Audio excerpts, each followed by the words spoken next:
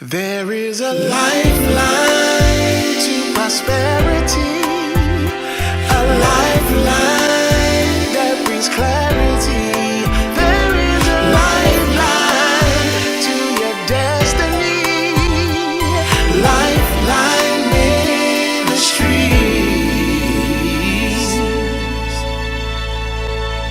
Somebody said, the Bible says that Amalek fought against Israel. You can be a good woman. You can be a good man. You can listen. You can love your God, love ministry, and have a great desire to do the will of God. You can cross the T's and dot the I's, but that does not keep the spirit of the valley from visiting your mountain. Maybe you've never heard this terminology before, but there are valley creepers that will crawl up to your mountain and try to pull you down. Hey, come on in. And so then Amalek, the valley, the low place, decides to fight against and to visit Israel. Israel represents God's people. Look at your neighbor and say, stand still and see the salvation of God. Don't you give up yet. Don't leave your marriage yet. Come on, don't pull off your job. Don't close the business down. Don't close the ministry. Don't give up on your kids. Don't give up on yourself. Come on, you're just in a valley fight. When I was excited about prophesying, excited about miracles, signs, and wonders, am I preaching to anybody? Excited about preaching, excited about traveling, but right now I done lost my want to. Look at somebody and say, I believe right about now I'm in a valley, I'm in a low place, and I need my want to back. Can you just look at two people and say, whatever you lose, don't lose your want to. And if you ever lose your want to, and if you've already lost, and I'm preaching your want to tonight, look at somebody and say, go get it back. I need you to just slap somebody and say, get it back. Amalek decides, verse 8, to fight with Israel. Moses said to who? Joshua. Listen, he gives instructions to his assistant, to his armor bearer, to his preacher, to his prophet, to the one that's under him. I would call him his understudy, to his student. He says to Joshua, choose us out men and go out, fight with Amalek. Look at somebody and say, you got to fight against the low place.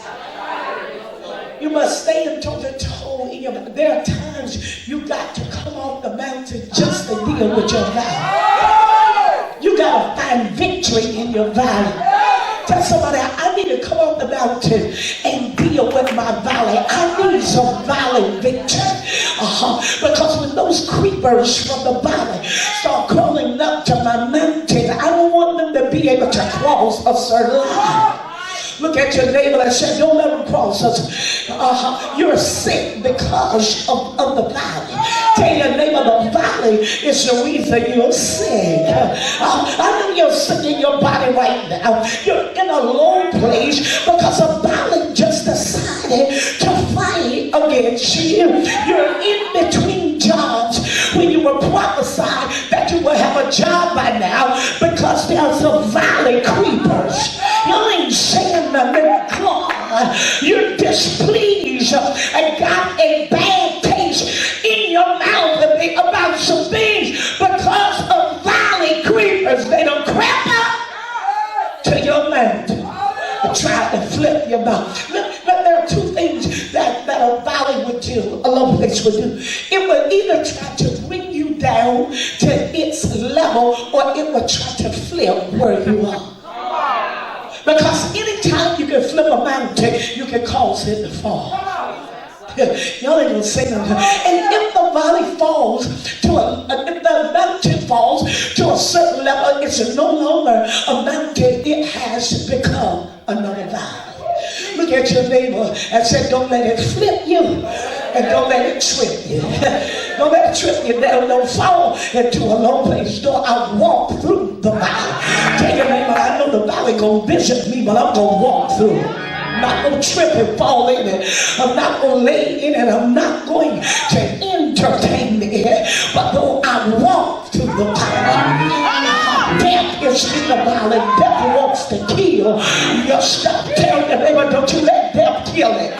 Don't you let death kill your relationship, kill your ministry, kill your family, kill your waters, kill your tongues, kill your prophetic, kill your anointing. Don't you let death do it. Though I walk through the valley, look at your neighbor and say, of the shadow of death, but I shall not fear. For God is with me. Go touch your neighbor and say, God is with me. God is with me. God is with me. God, somebody said, we shall have whatsoever ye shall be coming by hearing. Shout, God is with me. Don't walk through the valley. God is in a valley, but God, look at you. I shall have no fear.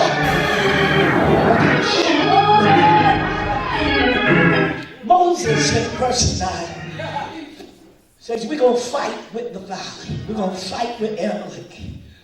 We're going to stand toe to toe. I know my motor blowed up. I know there are 5 bills that are due next week, but you know what? I'm not running from this. Tell your neighbor, I believe I got power to win this fight. I'm going to stand toe to toe. I wish I had a real church. Anybody getting anything? I'm going to stand toe to toe with my valley. One of the biggest things that the enemy uses against God's people is the spirit of intimidation. Intimidation is a brother or a sister to fear. Can you look at your neighbor and say, fear did not come from God?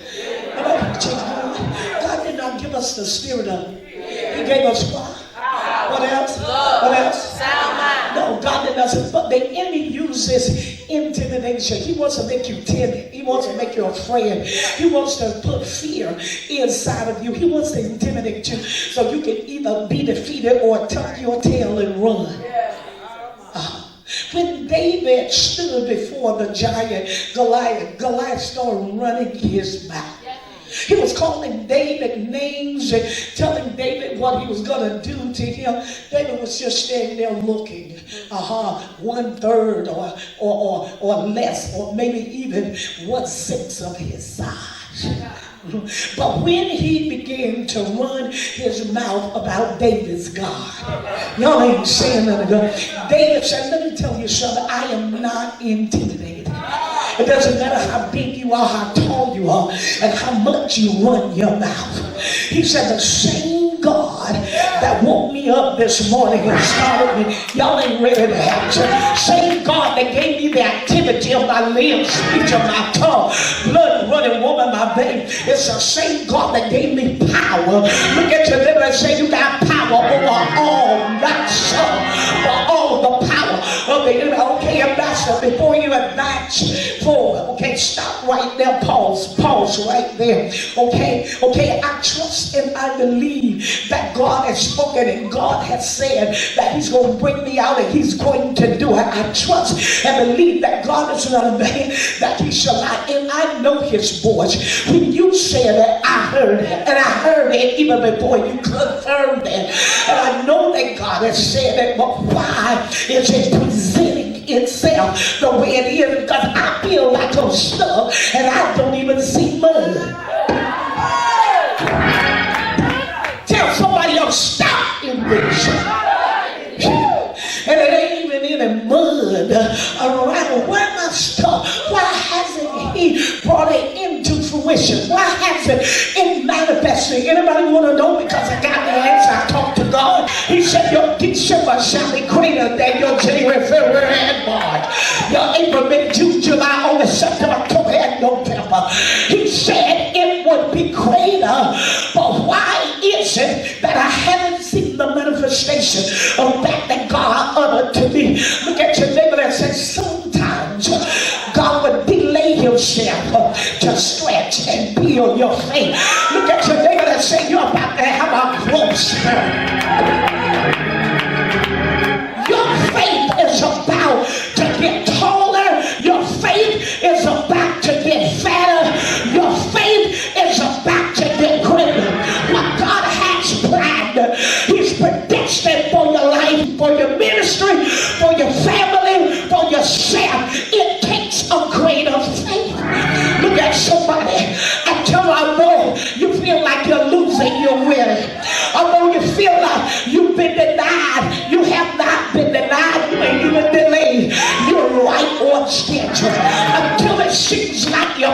prophecy is walking backwards behind the mulberry bush. You're not on schedule. Look at somebody and say, I must be on schedule.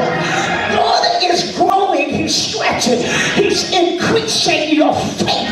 If I never had a problem, my faith would not be where it is now. The God I serve brought me out. Y'all ain't saying nothing to God. Look at your neighbor and say, you're growing, you're growing, you're growing, you're growing, you're becoming stronger.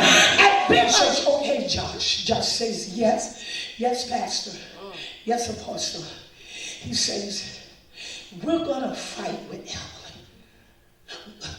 Before we step into 18, we are going to defeat the spirit of the valley.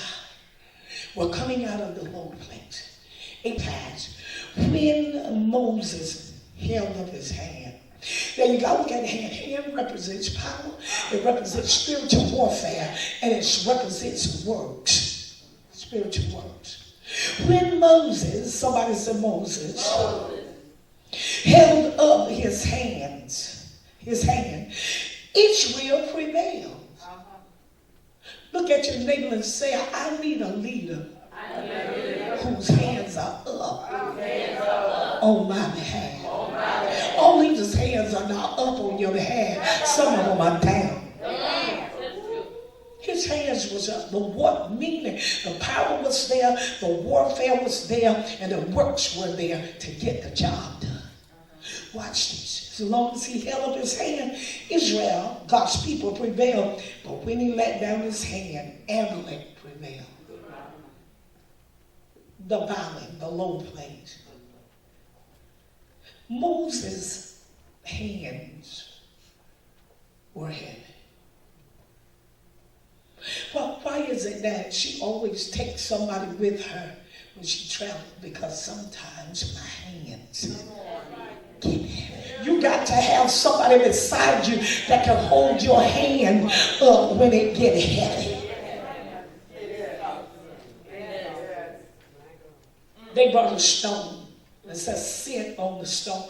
And the stone prophetically symbolizes a testimony, a witness. When leaders become heavy, you ought to be able to bring testimonies in their presence that will pump them back. Think on these things. Things are lovely. Things are beautiful. Things that are a good report. Where hell is all around, you ought to be able to present a stone.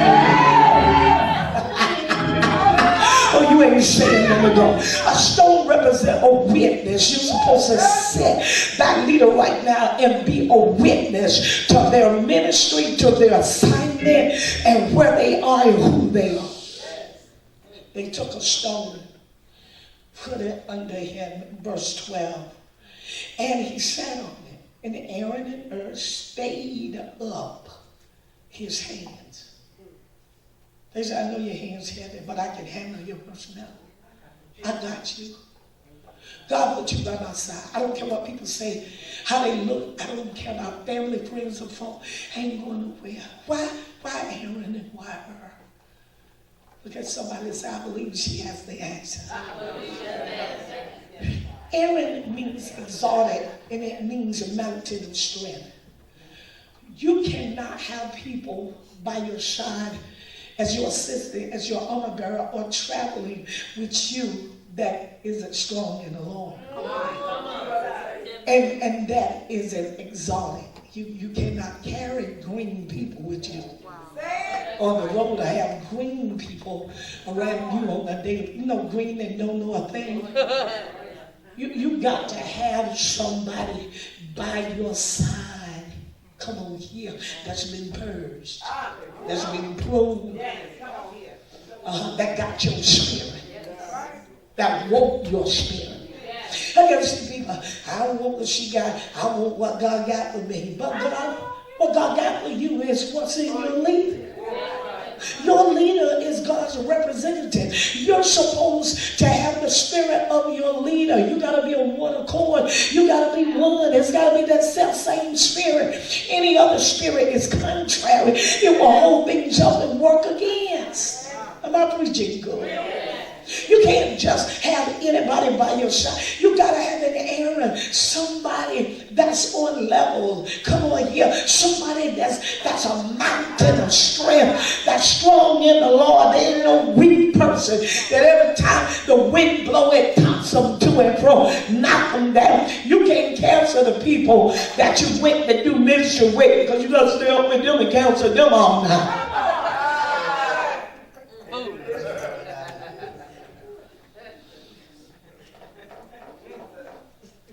And he took You know what means? Means liberty. That's freedom. Somebody that's free. He that said free is free indeed. Means pure. It means holy. And it means whole.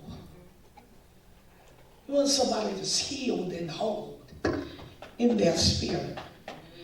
Somebody that's for holiness. Not that's going to embarrass you on the road. Lord, you're looking for them and they're in the hotel with somebody. Somebody that's free. Aaron and Ur stayed up his hands, the one on the one side and the other on the other side. And because of that, his hands were steady. God, I know I'm preaching. And his hands were steady until the going down of the sun. And Joshua discomfited Amalek. He won. Hear the people against the low place.